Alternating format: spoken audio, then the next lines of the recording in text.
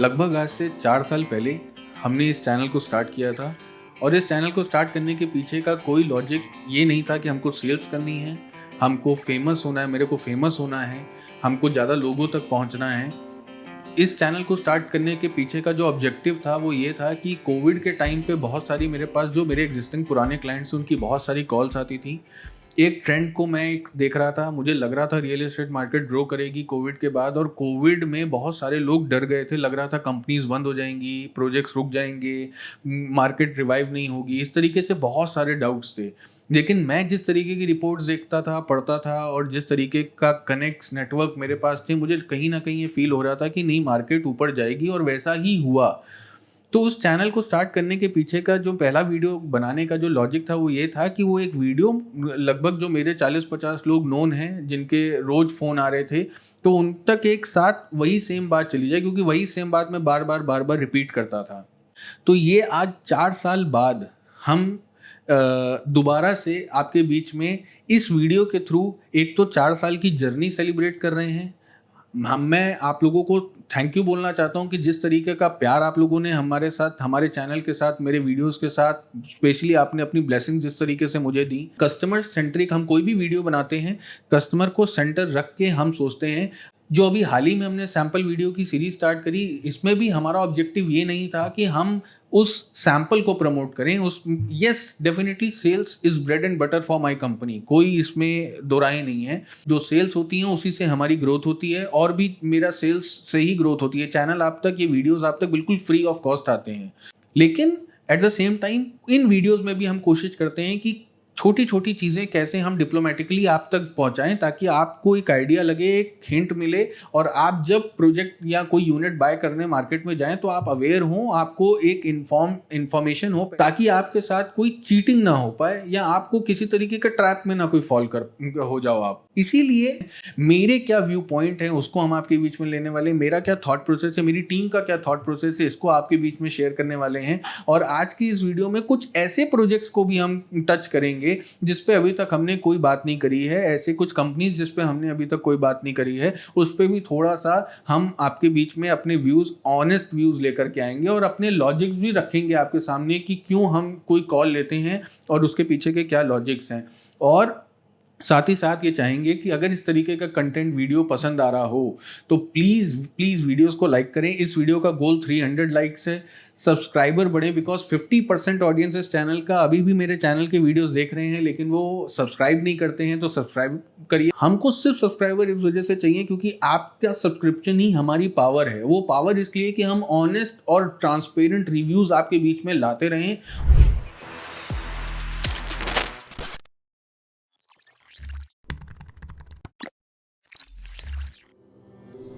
मेरी टीम ने पिछले 25-30 वीडियोस को कुछ एनालिसिस किया और उसमें एक चीज़ बड़ी कॉमन थी।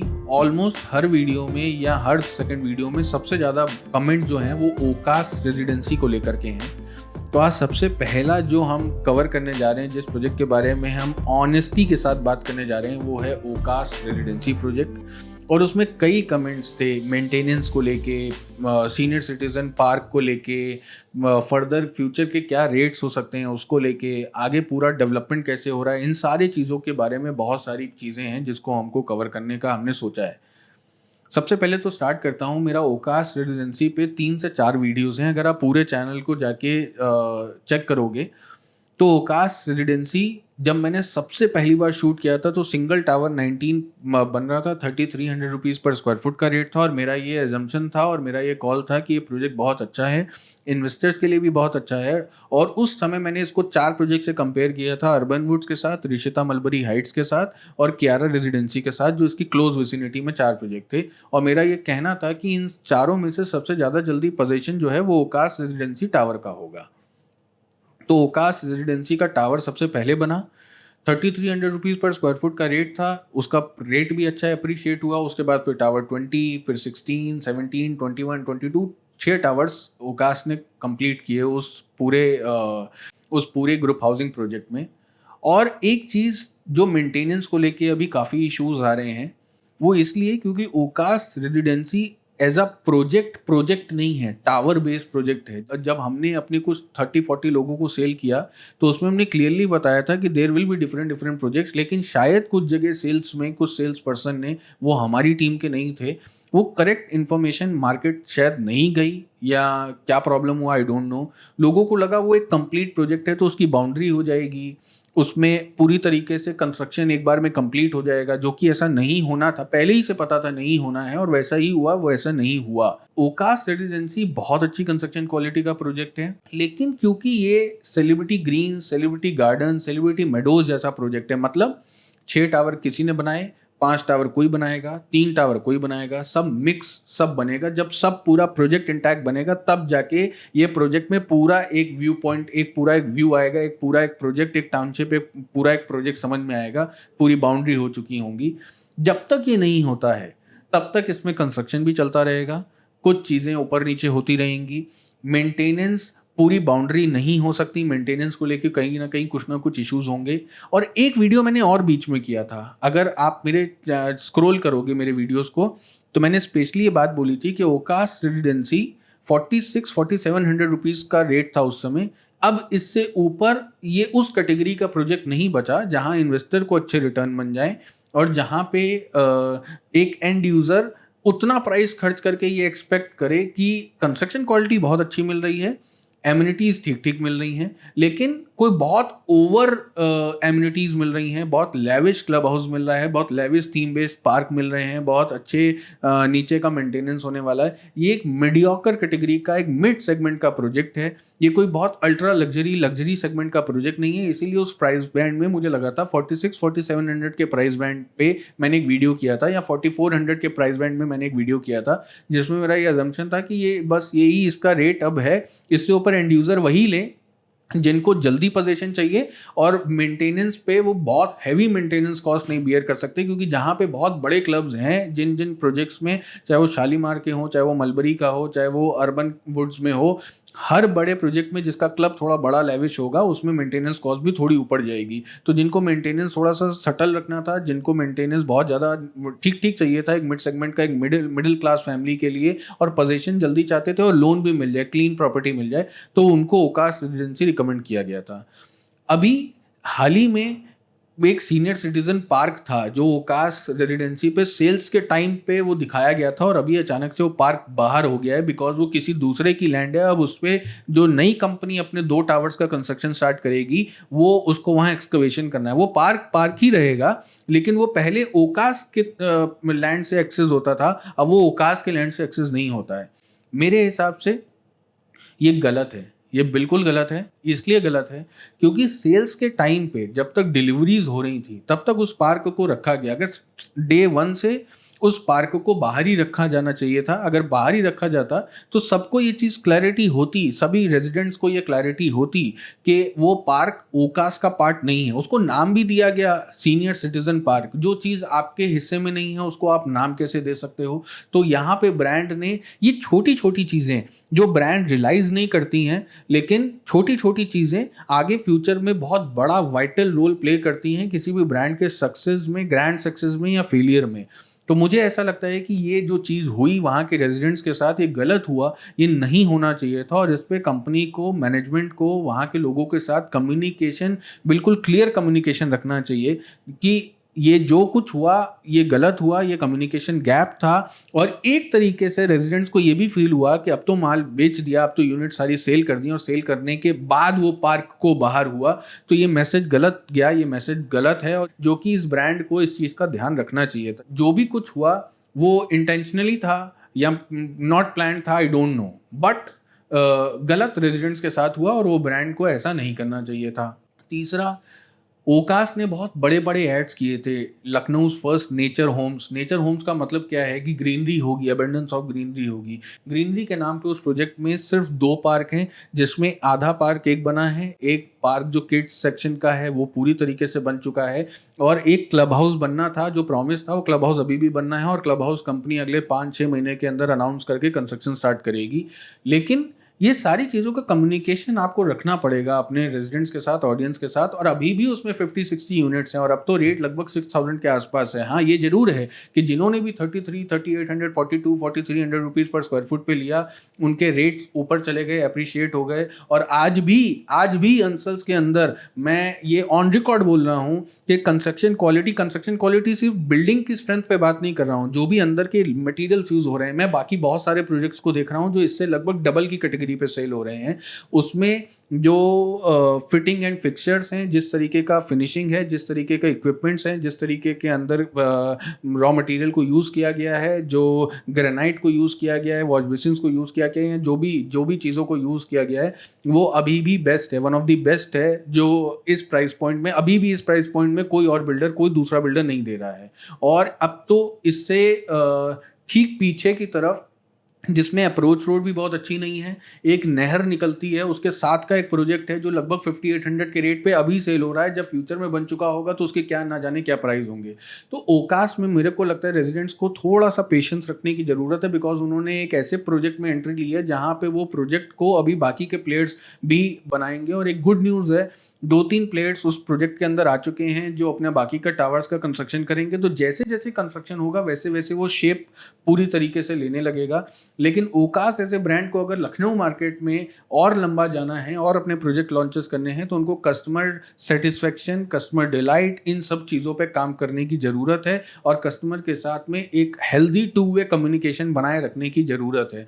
अगर ये मिस होगा तो ये ब्रांड को एक हैवी कॉस्ट आगे चल के अपने फ्यूचर प्रोजेक्ट्स पे बियर करनी पड़ सकती है।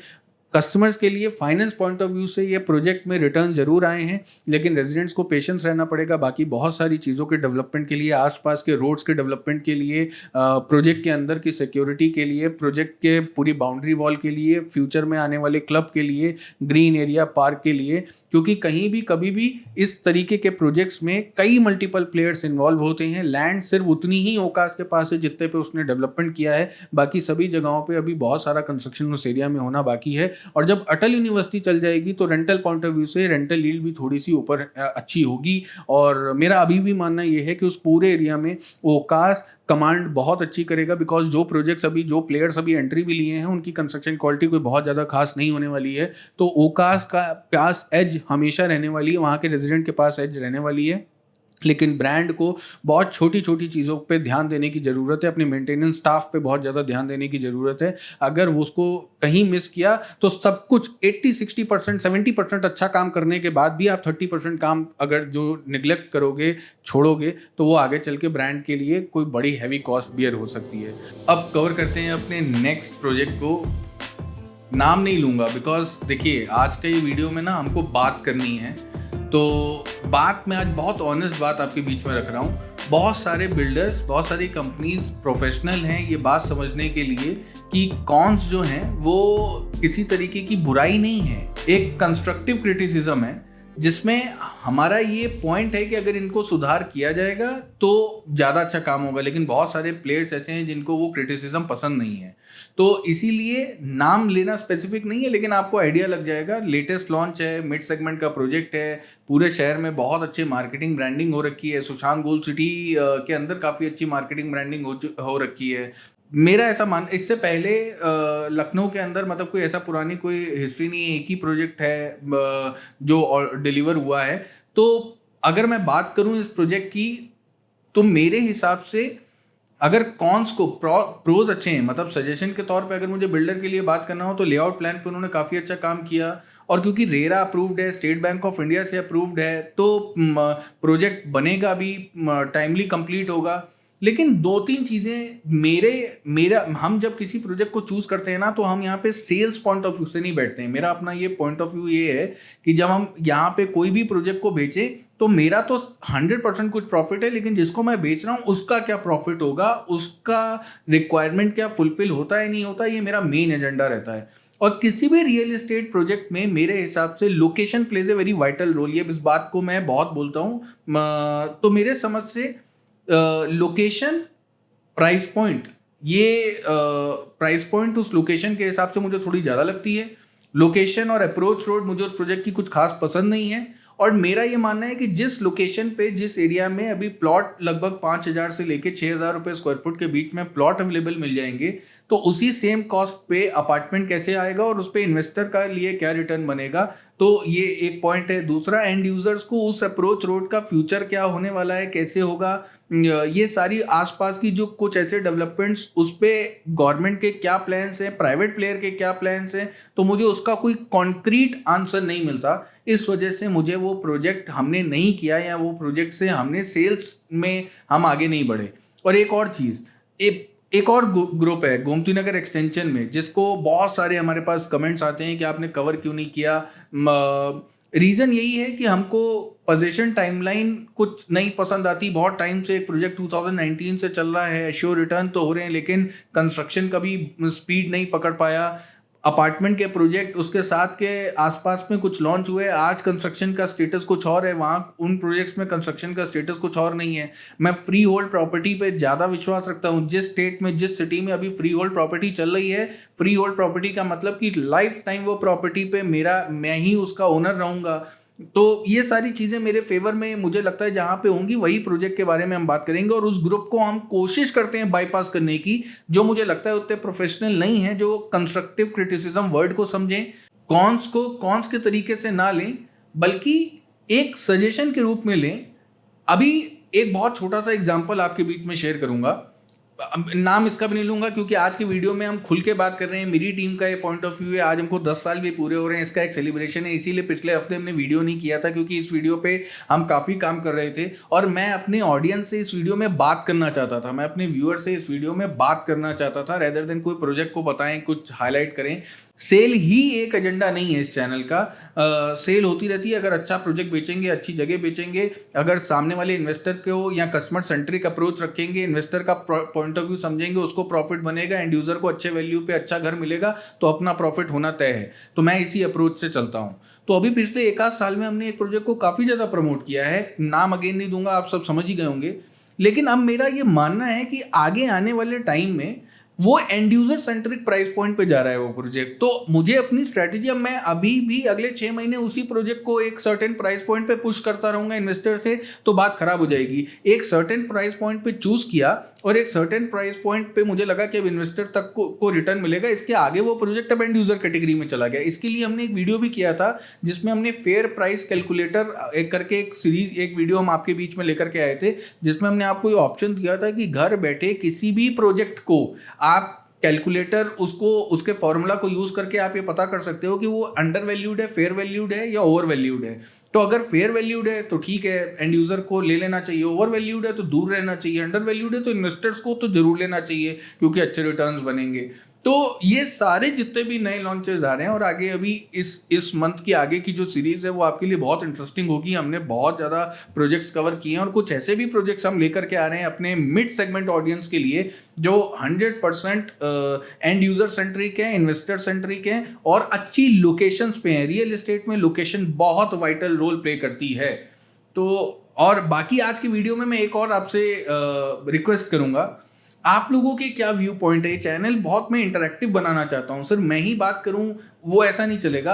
आप लोगों के क्या व्यू पॉइंट हैं, आप लोगों को कैसे लगते हैं, कौन से प्रोजेक्ट पे जाके आपको कैसी फील आई, क्या अच्छा लगा, क्या बुरा लगा, ये सारी चीज़ें आप कमेंट सेक्शन पे प्लीज़ मेंशन करें। बिकॉज इस चैनल पे बहुत बड़ा ऑडियंस आज के टाइम पे आ चुका है और मेरी एक मजबूरी है कि पहले ये चैनल पे सिर्फ कस्टमर इन्वेस्टर्स से, अभी आज के चैनल पे हमारी फ्रेटर्निटी, लोकल बिल्डर्स, ब्रोकर्स, बहुत सारे लोग एक्टिव हैं और बहुत सारे लोग जो ऐसे भी हैं जो नहीं चाहते कि बहुत ऑनेस्ट और ट्रांसपेरेंट ओपिनियंस मार्केट में आपके साथ बीच में शेयर किए जाएं। तो आप लोग खुल के आओ और आप लोग अपने कमेंट सेक्शन में अपने अपने व्यू पॉइंट शेयर करो। उससे जो कोई नया कस्टमर कहीं बाहर बैठा है और वो कुछ कंफ्यूज है किसी प्रोजेक्ट को लेके, तो एक कमेंट सेक्शन से उनको एक आइडिया लगेगा कि किस प्रोजेक्ट में क्या उनका व्यू पॉइंट है, कैसे क्या चीज़ अच्छी लगी, और एक इंटरैक्टिव ये चैनल बनेगा। सिर्फ मेरे ही ओपिनियन मैटर नहीं करते, आपके ओपिनियन भी हमारे लिए बहुत मैटर करते हैं। तो आज आपको एक आइडिया लग गया होगा कि जिन प्रोजेक्ट्स को हम कवर नहीं करते उसके पीछे हमारे कुछ लॉजिक्स हैं, इस वजह से नहीं करते। तो अब चलते हैं एक और नए लेटेस्ट लॉन्च की तरफ जो गोमती नगर एक्सटेंशन में आया है और उसके बड़े मिक्स व्यूज आ रहे हैं। 50% ऑडियंस ऐसे हैं जिसको बहुत अच्छा लग रहा है, 50% ऑडियंस ऐसे जैसे बहुत अच्छा नहीं लग रहा है। ये वही बात हो रही है जैसे अभी जस्ट लेटेस्ट जो हुंडई वर्ना का एक मॉडल आया है, बहुत सारे लोगों को वो गाड़ी बहुत पसंद आई, कुछ लोगों को बिल्कुल नहीं पसंद आई। तो वैसा ही सेम एक मिक्स्ड ओपिनियन है एक नए प्रोजेक्ट का। तो चलिए उस प्रोजेक्ट को कवर करते हैं और उस पर अपने ओपिनियन, अपने व्यूज और मुझे कैसा लगता है वो आपके बीच में मैं शेयर करने वाला हूँ। बहुत सारे लोग बात करना चाहते हैं हमसे, समझना चाह रहे थे प्रोजेक्ट के बारे में, वो है एल्डिको ट्रिनिटी। हालांकि ट्रिनिटी पे अभी हमने हाल ही में वीडियो आपके साथ में शेयर किया, अपने व्यू पॉइंट शेयर किए हैं, अपने ओपिनियंस आपके साथ शेयर किए हैं। लेकिन एक चीज़ जो उस वीडियो के कमेंट्स में भी मैंने देखी और बाकी के जगह भी मैं फील कर रहा हूँ कि लोगों को एल्डिको ट्रिनिटी नहीं समझ में आ रहा। मुझे बहुत समझ में आ रहा है अभी भी एल्डिको ट्रिनिटी। क्यों? एक तो एल्डिको का ब्रांड है, 45 मीटर का रोड है जो कि LDA मतलब वो रोड जो है वो गवर्नमेंट अथॉरिटीज़ को ही मेंटेन करना है। साथ में वो 3 टावर का माइवन टेक्नोलॉजी का प्रोजेक्ट होने वाला है, कंस्ट्रक्शन जल्दी हो जाएगा और लगभग 7,500 से 8,000 रुपए के रेट पे रॉ अपार्टमेंट्स उस एरिया में सेल हो रहे हैं। तो ये लगभग 10,000 रुपीज स्क्वायर फुट के रेट पे सीमेंस एंड बॉश के फिटिंग के साथ में आपको पूरा किचन मिल जाना, इटालियन फ्लोरिंग होना, प्रीमियम सेगमेंट में डिज़ाइनर वार्डरोब्स मिल जाना, ग्रोहे या इक्विवेलेंट ब्रांड्स के आपको सारे फिटिंग एंड फिक्सचर्स बाथरूम में मिलना, फैन लाइटिंग का पूरा सब कुछ मिल जाएगा। साथ में VRV यूनिट का आपको ऑप्शन कंपनी साथ में दे रही है। तो इन सब की कॉस्ट जो है वो लगभग 1400 से 1700 रुपीज़ पर स्क्वायर फुट आपको कॉस्ट करेगी जब आप अपने फ्लैट को तैयार करोगे। या कोई भी, अगर आज हम 7,500-8,000 रुपये के रेट में कोई अपार्टमेंट ले रहे हैं तो अगर इस तरीके की स्पेसिफिकेशंस पे हम जाएंगे तो हमको 9,000 से 93-9400 रुपीज़ पर स्क्वायर फुट का रेट तो वैसे भी आएगा। तो एक हमको लोकेशन बेटर मिलती है, हमको गोमती नगर एक्सटेंशन सेक्टर 7 की एक अच्छी वाइड रोड मिल जाती है और एल्डिको का ब्रांड मिलता है। और ये सारी चीज़ों को करने का जो एक टेंशन है, जो टाइम पीरियड है, वो भी नहीं करना है हमको। कंपनी सब चीज़ करके हमको सिर्फ की अपने हाथ में हैंडओवर करेगी। तो इसका एक कंफर्ट का भी एक पैसा है जो कंपनी चार्ज कर रही है। इस नज़र से मुझे एल्डिको ट्रिनिटी में आई बिलीव कि वो एंड यूज़र के लिए एक अच्छा प्रोजेक्ट होगा और आने वाले टाइम में 12,000 से 13,000 रुपीज़ पर स्क्वायर फुट के रेट में एल्डिको ट्रिनिटी जाएगा। इन्वेस्टर के लिए बहुत ज़्यादा कुछ नहीं है उस प्रोजेक्ट में, मैं पहले से क्लियर कर रहा हूँ। लेकिन एंड यूज़र जो अपने रहने के लिए उस प्रोजेक्ट को प्लान कर रहे हैं उनके लिए वो प्रोडक्ट एक अच्छा प्रोडक्ट होगा और रहने के लिए एक अच्छी लोकेशन होगी, क्योंकि उसके आसपास में बहुत ज़्यादा वर्टिकल, बहुत ज़्यादा हाई राइज बिल्डिंग नहीं है। तो व्यूज़ क्लियर होंगे, वेंटिलेशन, एयर वेंटिलेशन बहुत क्लियर होगा। और प्राइस पॉइंट पे जिन लोगों को महंगा लग रहा है वो ये नहीं देख रहे हैं कि उसमें क्या क्या चीज़ें साथ में कंपनी स्पेसिफिकेशन में प्रोवाइड कर रही है। तो ये मेरा टेक है एल्डिको ट्रिनिटी प्रोजेक्ट के लिए। और इसके साथ में हम मतलब एज अ चैनल पार्टनर, हम सब जितने भी चैनल पार्टनर्स हैं, क्योंकि इस वीडियो को बहुत सारे चैनल पार्टनर्स भी देखते हैं, मेरी ये रिक्वेस्ट होगी कि बिल्डर्स को जाके ऑनेस्ट रिव्यूज़ शेयर करें। जब बिल्डर के ऑफिस में बैठें तो हम ऑनेस्टी के साथ बात करें, क्योंकि सबसे बड़ा प्रॉब्लम क्या हो रहा है, कोई बिल्डर कोई रेट दे रहा है, सब कह रहे हैं हाँ हो जाएगा। कोई कहता है, मीटिंग्स में मैं ऑब्जर्व कर रहा हूँ, कोई कहता है मेरे पास 10 चेक हैं, कोई कहता है मेरे पास 20 चेक हैं। कस्टमर्स भी कॉल करते हैं, मतलब कस्टमर्स भी इस एक पर्टिकुलर प्राइस पॉइंट पे जो मेरी नज़र से महंगा है, क्योंकि ये बात मैं मान रहा हूँ कि ये एक सेलर्स मार्केट है, ऑप्शंस कम हैं, खरीदने वाले ज़्यादा हैं और डिमांड है मार्केट में। जो लोगों को नहीं लगता उनको तो हम कुछ नहीं प्रूव कर पाएंगे, लेकिन डिमांड है मार्केट में। और इस डिमांड के चलते हम किसी भी प्राइस पॉइंट को, किसी भी स्पेसिफिकेशन को, किसी भी लोकेशन को ना बाय करें। और इसको हम मिस कर रहे हैं, एक बहुत इंपॉर्टेंट बात हम मिस कर रहे हैं कि ये निकल गया तो क्या। मैं अभी आपको बताऊं, 90 लाख रुपीज़ से लेके 1 करोड़ 20 लाख रुपीज़ की रेंज तक बहुत अच्छा प्रोजेक्ट एक आ रहा है, बहुत अच्छी लोकेशन पे आ रहा है। अपार्टमेंट का एक प्रोजेक्ट होने वाला है, वो भी एक मिड सेगमेंट का एक अच्छा प्रोजेक्ट होगा जो 4 साल के अंदर कंप्लीट हो जाएगा, 4-5 साल के अंदर कंप्लीट हो जाएगा। लॉन्चिंग 4-5-6 महीने के अंदर होगी उस प्रोजेक्ट की। और एक और बहुत अच्छा प्रीमियम सेगमेंट का प्रोजेक्ट आ रहा है, लगभग वो भी काफ़ी अच्छी लोकेशन पे है, hot selling, demand in demand जो लोकेशंस हैं उन्हीं एरियाज़ में आ रहा है। काफ़ी आगे की तरफ है वो प्रोजेक्ट, रेट भी उसका बहुत अच्छा है और वो भी रेंज लगभग 1.5 करोड़ से लेके 1.9 करोड़ या 2 करोड़ की सेगमेंट का वो प्रोजेक्ट होने वाला है। वो भी एक बहुत अच्छी लोकेशन पे, बहुत अच्छी ब्रांड का प्रोजेक्ट आ रहा है। तो ऐसा नहीं है कि ऑप्शंस नहीं हैं, ऐसा नहीं है कि ऑप्शंस ख़त्म होते जा रहे हैं, ऐसा नहीं है कि एक बार एक चीज़ ख़त्म हो जाएगी तो दोबारा कोई चीज़ ऊपर ही आएगी। तो मेरा ये मानना है कि जल्दबाजी मत करें और चैनल पार्टनर्स बिल्डर को एक्चुअल रिपोर्ट शेयर करें, ताकि बिल्डर को ये जो लग रहा है कि सेल्स बहुत आसान है, हम कुछ भी लॉन्च करते हैं बिक जाता है, ऐसा नहीं है। अगर सही प्राइस पॉइंट नहीं होगा तो नहीं बिकेगा।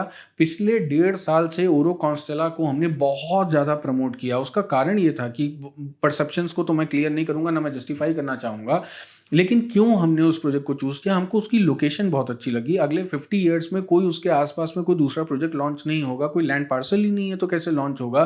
साथ में आसपास में कमर्शियल माइक्रो मार्केट बहुत पूरी तरीके से एक्टिव है, पूरी डेवलप्ड लोकेशन है, लेआउट प्लान काफ़ी अच्छे हैं। ब्रांड ने पिछले 2-3 प्रोजेक्ट्स अपने टाइम से डिलीवरी दी है और एक पूरा गेटेड कैंपस होने वाला है। तो ये सारे फैक्टर्स को देखते हुए, फाइनेंस को देखते हुए, प्राइस पॉइंट को देखते हुए हमको लगा इन्वेस्टर्स के लिए बहुत अच्छा है। लेकिन हाँ, अभी से कुछ टाइम बाद वो इन्वेस्टर्स के लिए बहुत फ्रेंडली नहीं हो, सिर्फ एक एंड यूजर प्रोडक्ट होगा, उसमें रिटर्न्स के बहुत सारे ऑप्शंस नहीं होंगे, वो सिर्फ एक एंड यूजर ऑप्शन ही हो जाएगा। ऐसे ही हमने ओरो जानकीपुरम में एक टाइम पे बहुत सेल करा है, लेकिन हमको जब लगा इन्वेस्टर्स के लिए वो रेट्स ऊपर जा चुके हैं, तो हमने कोई इन्वेस्टर कॉल उस प्रोजेक्ट, पिछले 1.5 साल में हमने कोई इस तरीके का वीडियो ओरो का उस जानकीपुरम पे नहीं किया जहाँ पे हमको लगा हो कि इन्वेस्टर्स के लिए बहुत अच्छे रिटर्न है। हमने एंड यूजर स्पेसिफिक कॉल्स दिया उस एरिया में। जैसे ओरो अटलांटिस है, मेरे समझ से 80-90 लाख रुपीज़ की रेंज में अभी भी वो जानकीपुरम के अंदर बहुत अच्छा एक मिड सेगमेंट का प्रोजेक्ट है, जिनका भी budget range is below 1 crore. जो भी लोग अपार्टमेंट्स इन लखनऊ सर्च कर रहे हैं, budget is not more than 1 crore, so उनके लिए ओरो अटलांटिस जानकीपुरम एक बहुत अच्छा ऑप्शन है जो 2 साल के अंदर मिल जाएगा। लेकिन वो इन्वेस्टर प्रोजेक्ट नहीं है, वो ऐसा नहीं है कि 80 लाख रुपीज लगा के 1 करोड़ 20 लाख रुपए में बिक जाएगा। ये हमने कभी किसी को स्टेटमेंट नहीं दिया।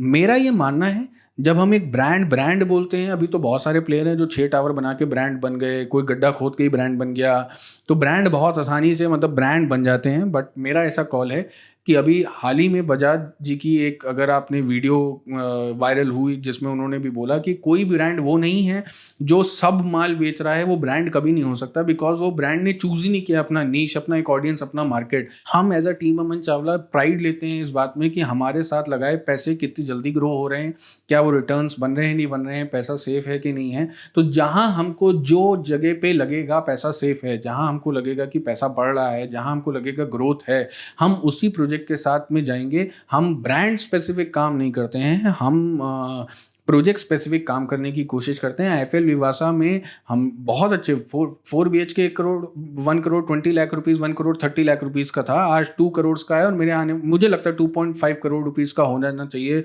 अगले 6-7 महीनों के अंदर। तो अपार्टमेंट था, अपार्टमेंट के बाद भी बहुत अच्छे रिटर्न्स जनरेट किए उस प्रोजेक्ट ने। एल्डिको रिगेलिया विला था, विला में भी बहुत अच्छे रिटर्न्स जनरेट हुए। तो प्रोजेक्ट स्पेसिफिक अगर हम कॉल देते हैं, और हम बहुत ज़्यादा प्रोजेक्ट स्पेसिफिक कॉल इसलिए देते हैं क्योंकि हमको बिलीफ होता है कि जितने लोगों को हम जल्दी जल्दी इस प्रोजेक्ट के अंदर ले पाएंगे, उतना फैमिली हमारी स्ट्रांग होगी, और फर्दर जब इनको हम यहाँ से एग्जिट देंगे या यहाँ से लोग निकलेंगे, उनका एक्सपीरियंस अच्छा होगा, तो हमारा एक स्ट्रांग बॉन्ड, एक स्ट्रांग रिलेशन अपने इन्वेस्टर के साथ बनेगा। और यही हमारी ब्रांड की एथिक्स है, यही हमारी ब्रांड की वैल्यू है। इसीलिए हम बहुत सारे प्रोजेक्ट्स पे कंफर्टेबल नहीं है, और बहुत सारे लोकेशंस और प्राइस पॉइंट पे हम कंफर्टेबल नहीं रहते। हाँ, इस बीच में हमसे गलतियां भी हुई। वन ओक एक ऐसा ब्रांड जो नेचुरा होम्स हमको 3800 के रेट पे करना चाहिए था, हमने मिस किया। कैलाशा एक ब्रांड है, हम जब तक समझ पाते चीज़ें हमसे आगे निकल चुकी थी, हम नहीं कर पाए। ये 2 ऐसे ब्रांड जो हमको करने चाहिए थे, जो अच्छे रिटर्न्स दिए, इन्वेस्टर फ्रेंडली थे, हमसे मिस हो गए। लेकिन इस तरीके की कॉल्स को हम बहुत सोच समझ के आपके बीच में लेकर के आते हैं, बहुत स्टडी करने के बाद लेकर के आते हैं, किसी ब्रांड स्पेसिफिक आपके बीच में नहीं लेकर के आते हैं। मुझे लगता है ये वीडियो जो है ये बहुत बड़ा होने वाला है। तो इस सीरीज़ को, क्योंकि जुलाई को हम सेलिब्रेट कर रहे हैं और जुलाई हम ऐसे ही सेलिब्रेट करेंगे, this is our style of celebration. हम और भी वीडियोस, और भी ऑप्शंस और भी यूट्यूब कमेंट्स है जिस पे हमने कुछ प्रोजेक्ट्स को कवर नहीं किया है, कुछ ब्रांड्स को कवर नहीं किया है, उस पर हमारे क्या व्यू पॉइंट है वो हम आपके बीच में लाते रहेंगे। अगर ये वीडियो अच्छा लगा हो तो प्लीज़ 300 लाइक्स करिएगा, चैनल को सब्सक्राइब करिएगा, और ये पूरे महीने के वीडियोस को फॉलो करते रहिएगा। ये पूरे महीने के वीडियो आपको सारे प्रोजेक्ट्स की कवर हम करेंगे, और हम आपके बीच में ऑनेस्ट अपने अनबायस्ड व्यूज़ लेकर के आएंगे। और साथ ही साथ एक चीज़ और, हम आपके लिए एक डिस्क्लेमर भी दे दें, इस वीडियो में जो भी कुछ हमने बोला है वो मेरे अपने पर्सनल व्यू पॉइंट है। मैं किसी को भी इन्फ्लुएंस नहीं कर रहा हूँ, मैं किसी को ये नहीं कह रहा हूँ कि जाके खरीद लो, ये भी नहीं कह रहा हूँ जाके मत खरीदो। अपना पूरा स्टडी करें, अपना पूरा सर्वे करें, उसके बाद ये सोचें कि कौन सा प्रोजेक्ट आपको सूट करता है और कौन सा लोकेशन सूट करता है, कौन सा प्राइस पॉइंट सूट करता है और कौन सा प्रोजेक्ट या लोकेशन आपको सूट नहीं कर रहा है।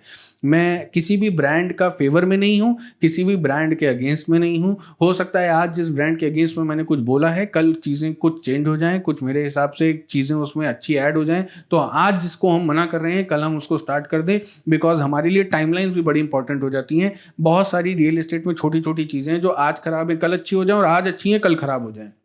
तो हमको कॉन्टिन्यूअस मॉनिटरिंग करनी पड़ती है सभी प्रोजेक्ट्स पे जिसको हम कवर कर रहे हैं, या पूरी मार्केट जिसको हम कवर कर रहे हैं। उम्मीद कर रहा हूँ ये वीडियो अच्छा लगा होगा। प्लीज़ सब्सक्राइब करिएगा, लाइक करिएगा और अपना प्यार यूं ही बनाए रखिएगा। अगले वीडियो में हम इस तरीके के इंटरेस्टिंग टॉपिक्स को आपके बीच में लेकर के आएंगे, और नीचे कमेंट जरूर करिएगा कि ये वीडियो कैसा लगा, ये इन्फॉर्मेशन कैसी लगी, और कौन कौन से ऐसे वीडियोज़ और ऐसे टॉपिक जो आपको लगता है इस चैनल पर नहीं आए और इस महीने आने चाहिए आपके बीच में, वो आप अगर मुझे बताएंगे तो उसको भी हम कवर करने की कोशिश करेंगे। Thank you so much, keep following us.